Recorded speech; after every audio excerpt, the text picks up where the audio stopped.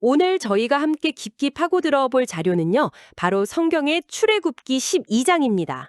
이집트에서 노예로 살던 이스라엘 민족의 운명이 정말 단 하룻밤 사이에 완전히 뒤바뀌는 그런 결정적인 순간을 담고 있죠. 맞아요. 이집트 전역을 강타했던 그 10가지 재앙의 마지막, 그야말로 클라이막스에 해당하는 부분입니다. 이번 시간에는 단순히 오래된 이야기를 그냥 훑어보는 게 아니고요. 유월절이라는 아주 중요한 의식의 기원, 또 그 세밀한 규칙 하나하나에 어떤 의미가 담겨 있는지 이걸 한번 생생하게 재구성해 보려고 합니다. 좋습니다. 여기서 가장 먼저 주목해야 할 점은 이 모든 사건이 아주 구체적인 그런 지시사항으로 시작된다는 거예요. 네네. 단순한 해방 이야기가 아니라 신성한 지시와 그에 따른 인간의 행동이 어떻게 구원이라는 결과로 이어주는지 그걸 보여주는 매우 정교한 기록인 거죠. 맞아요. 이야기가 시작되자마자 정말 의외의 지점에서 출발하더라고요. 뭐 탈출 계획이나 전략이 아니라 달력 이야기부터 나와요. 그렇죠. 2절을 보면 이 달을 너희에게 달의 시작, 곧 한 해의 첫 달이 되게 하라 이렇게 선포하잖아요. 이건 그냥 날짜를 바꾸는 것 이상의 더 큰 의미가 있어 보여요. 아주 정확한 지적이십니다. 이게 시간을 되찾는다는 건 단순히 달력을 바꾸는 게 아니거든요. 이건 정체성의 회복이에요. 노예에게는 자기 시간이란 게 없지 않습니까? 그렇죠. 주인의 시간에 맞춰야 하죠. 네. 그런데 이제 파라오의 시간이 아니라 우리의 시간을 살게 된다는 선언이니까요. 어떻게 보면 모든 혁명은 이렇게 시간의 주도권을 되찾는 것에서 시작되곤 합니다. 새로운 시간, 새로운 시작을 선언한 거군요. 그리고 그 새로운 시작을 위해서 아주 특별한 준비를 하라고 하죠. 바로 어린 양을 준비하는 건데요. 맞습니다. 조건도 꽤 까다롭습니다. 흠이 없고 1년 된 수컷 양이나 염소여야 하고요.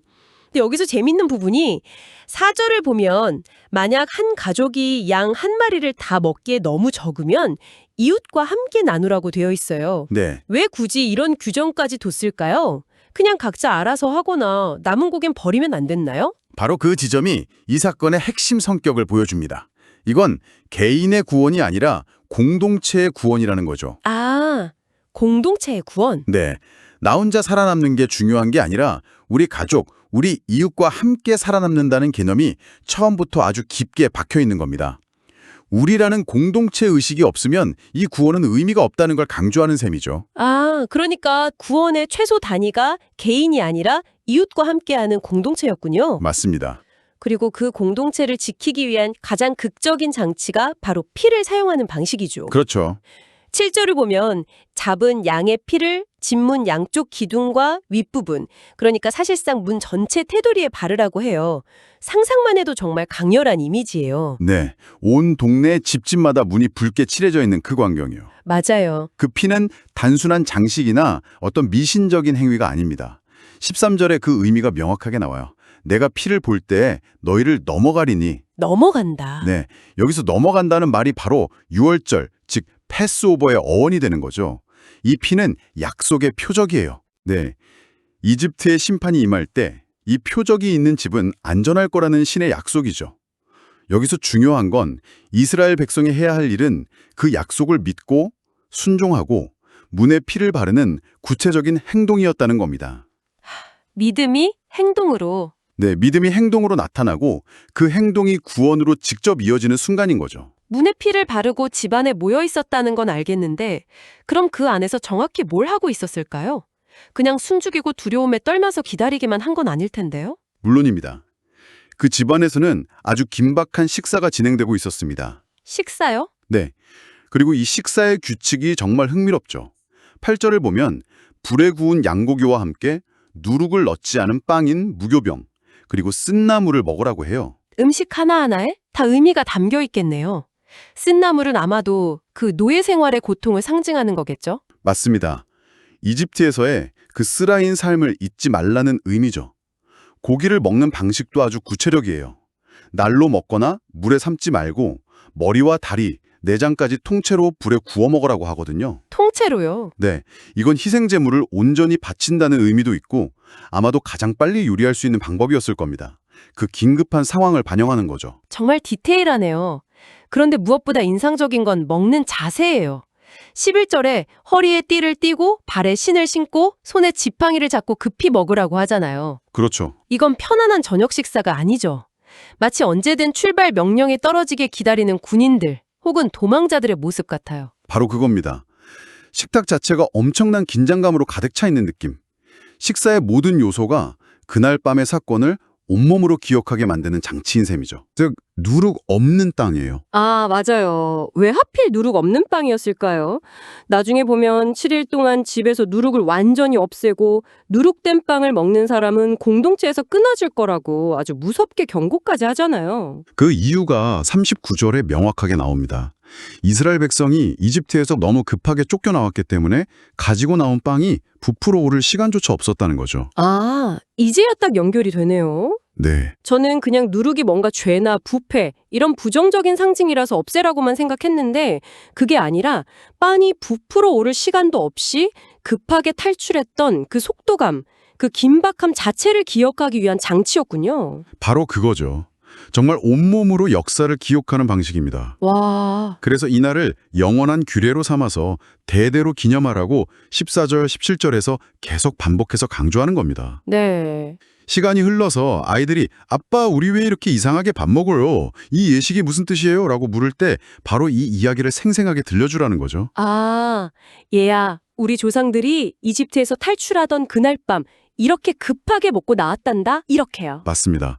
역사를 머리가 아닌 몸으로 전수하는 방식인 겁니다. 자, 이 모든 준비와 긴박한 식사가 끝나고 마침내 그날 밤이 깊어집니다. 29절을 보면 정말 무서운 일이 벌어지죠. 이집트의 모든 처음 난 것, 그러니까 왕좌에 앉은 파라오의 장자부터 감옥에 갇힌 사람의 장자, 심지어 가축의 첫 새끼까지 모두 죽음을 맞이해요. 상상하기 어려운 규모의 재앙이죠. 그 결과 30절은 이렇게 기록합니다. 이집트에 큰 울음소리가 터졌으니 죽지 않은 사람이 있는 집이 하나도 없었기 때문이었다. 와, 이스라엘의 문에 발린 피와 정말 극명한 대조를 이루는 장면입니다. 그렇죠. 정말 상상만 해도 끔찍한 밤입니다. 한 집에서는 문에 바른 피 덕분에 안도하고 있는데 바로 옆집에서는 온 가족이 통곡하는 소리가 들리는 상황이잖아요. 구원과 심판이 말 그대로 담벼락 하나를 사이에 두고 벌어진다는데 그 긴장감이 정말 대단했을 것 같아요. 네. 바로 그 사건이 그토록 완고했던 파라오의 의지를 완전히 꺾어버린 거죠.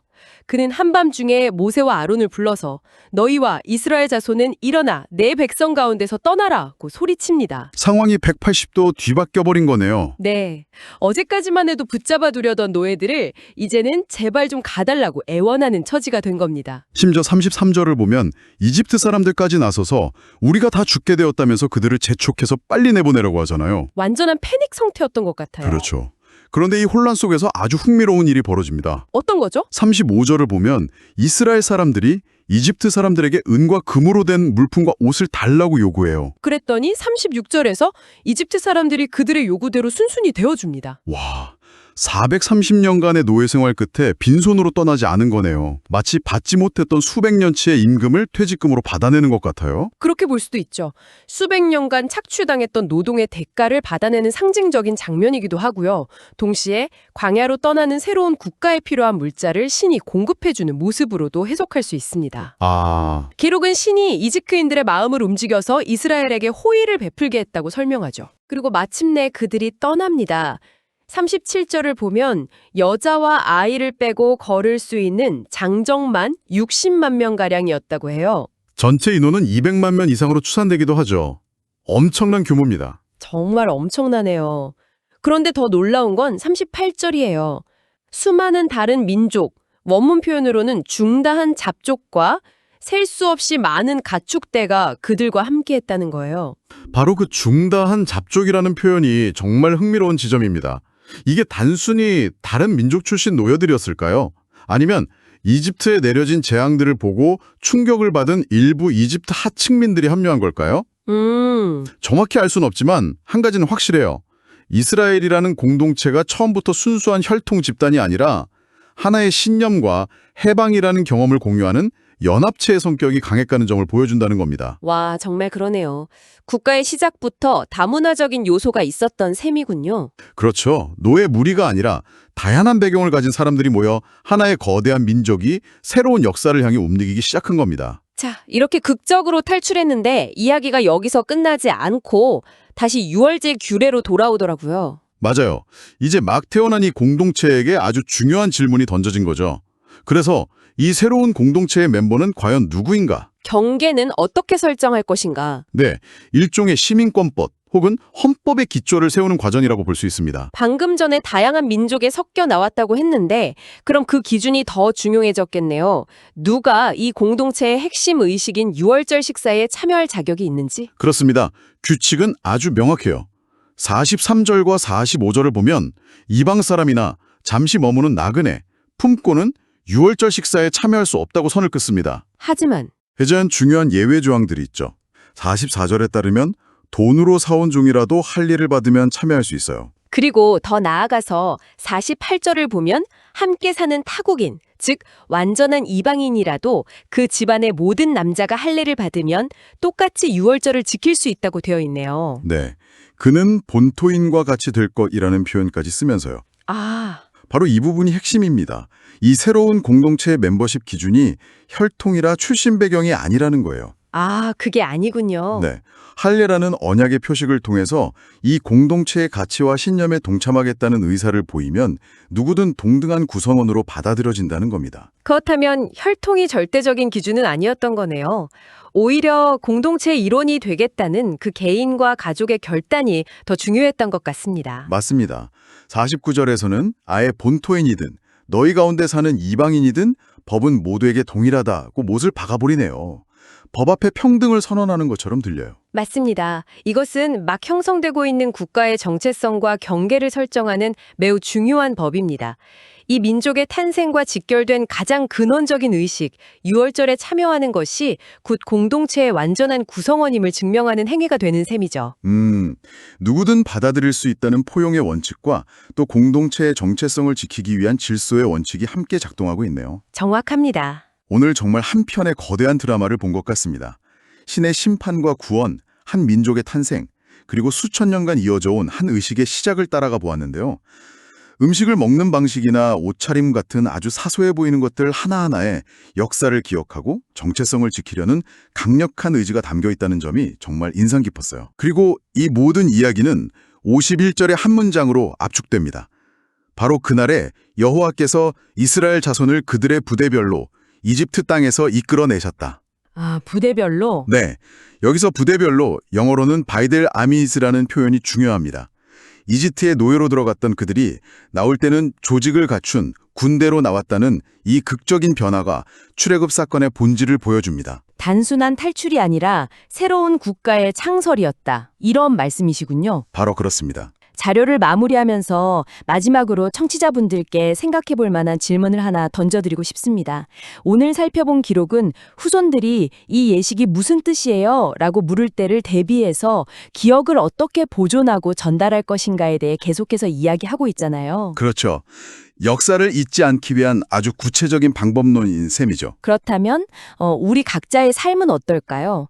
여러분의 삶이나 여러분이 속한 공동체를 형성한 그런 결정적인 사건들을 어떻게 기억하고 또 기념하고 계신가요?